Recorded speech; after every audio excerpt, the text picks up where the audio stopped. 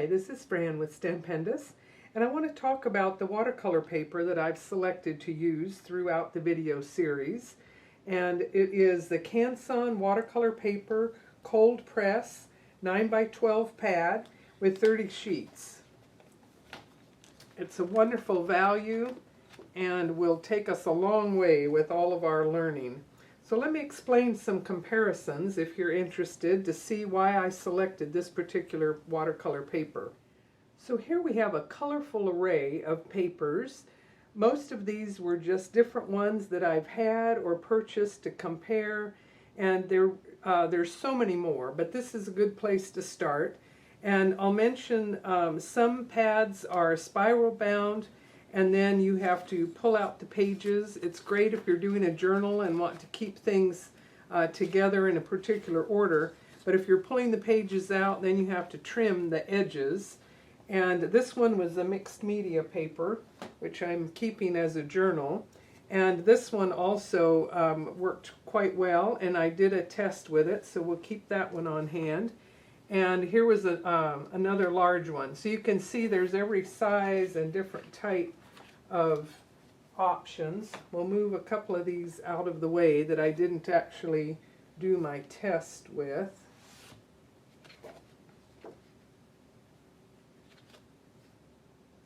We talked about spiral bound. Other things are in pads where they're only connected at one edge.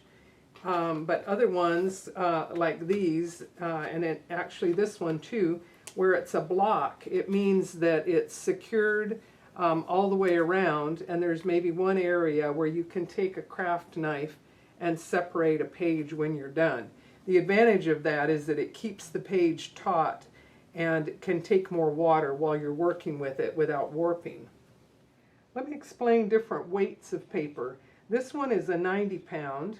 And I found that for watercolor, I wasn't happy with that light a weight to it. It was something that I could put through a laser printer, but I didn't find it to be absorbent enough. So the rest of the ones that I'm working with are primarily 140 pound, and that means that you have a nice in-between weight that is great to work with. This one's 140. You could also get up to 300 pound, but that's more than we need, especially when we're working small. So let's start with some of these.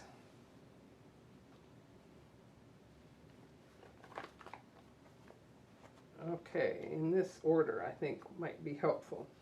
So this one was a really good deal, and it's small, very nice for portability for working outside, and it has some texture to it.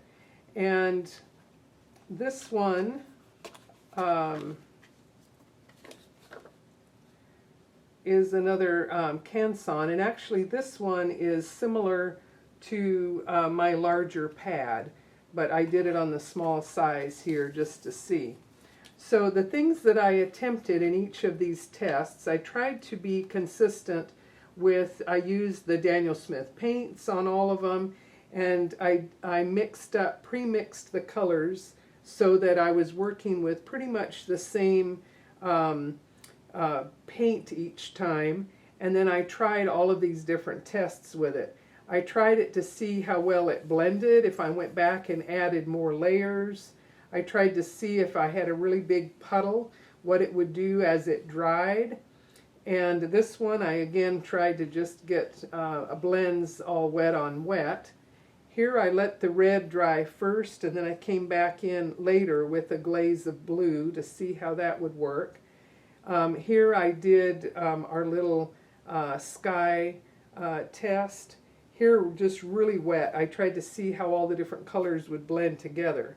And I tried to repeat that very same thing on each of these papers. So the next one here is a watercolor pad. It's 140 pound, and this one as well gave me varied success with these same tests. And that one was quite similar to my mixed media one. And again, the colors were as vibrant on each one, but they faded differently on different papers. They mixed differently. They blended to different degrees. And those are the characteristics you're looking for with doing a test of different papers.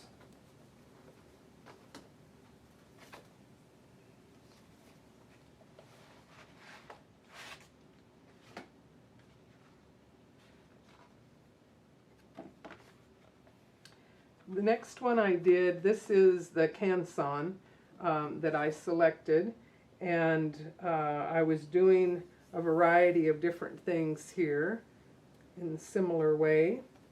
And then I compared it. Now, so far, all the papers that I've shown you say watercolor, but they don't say much else to them, and so it would be safe to assume that they are a wood pulp with different amounts of sizing or different properties to them to work for watercolor.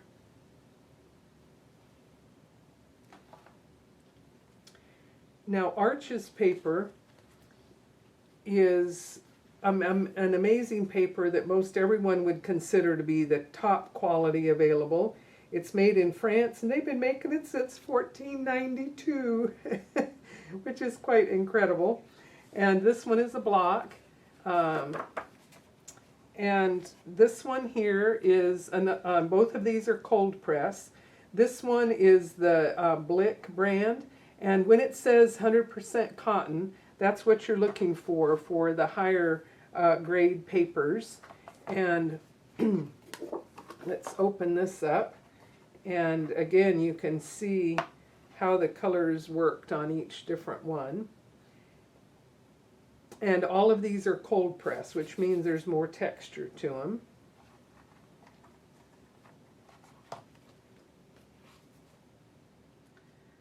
And then this one, I was watching a video where they did these beautiful roses, and he was working on hot press, which is smooth. So this is the same, 100% cotton, and it's 140 pound, another block.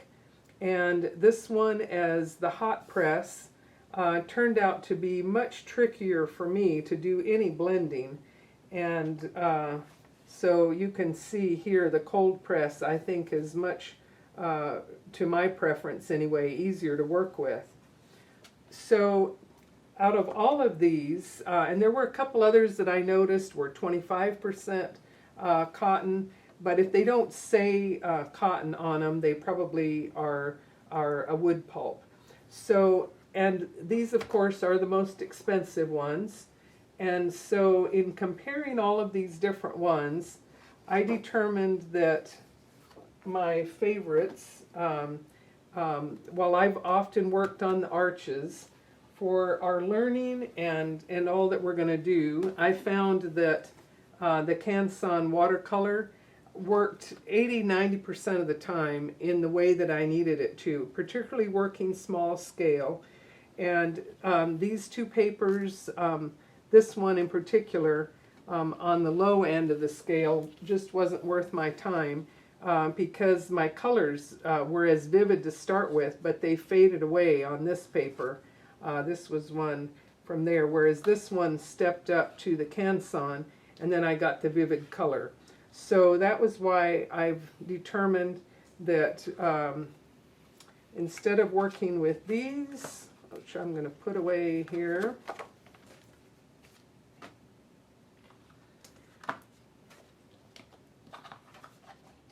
that working with the Canson was the best value.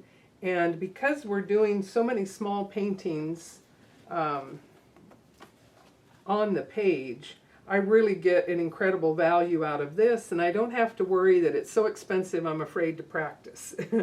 And if later you want to try the Arches, I would skip from this all the way to the Arches probably, and the cold press, 140 pound.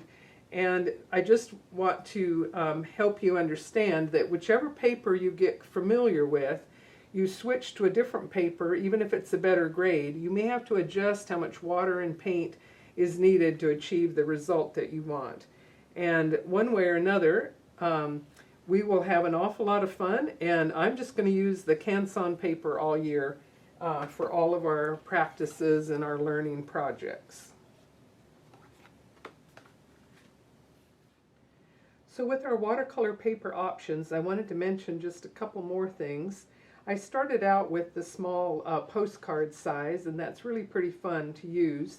But I found that I like to work on multiple images, and that's where having a larger page was actually helpful, to do a whole group of them at the same time.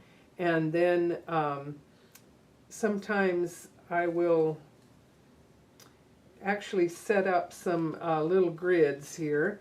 Perhaps you might have some favorite sizes, and this kind of let me plan perhaps how I was going to fill my page with different sizes that would all work with some space in between. So that was a helpful thing for me. But I wanted to mention, if you're intrigued with the idea of a watercolor block, I'll mention that when I was in college, I actually made my own blocks, and you could do that with this pad.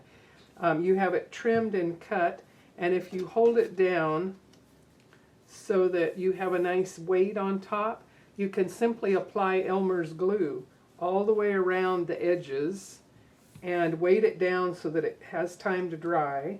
The top edge is sealed already, so you might create another little area that doesn't have glue, so that like this one, after you've painted on it and your work has had time to dry, you simply get your craft knife in and slide it all the way around to release it, and then your piece will be nice and flat.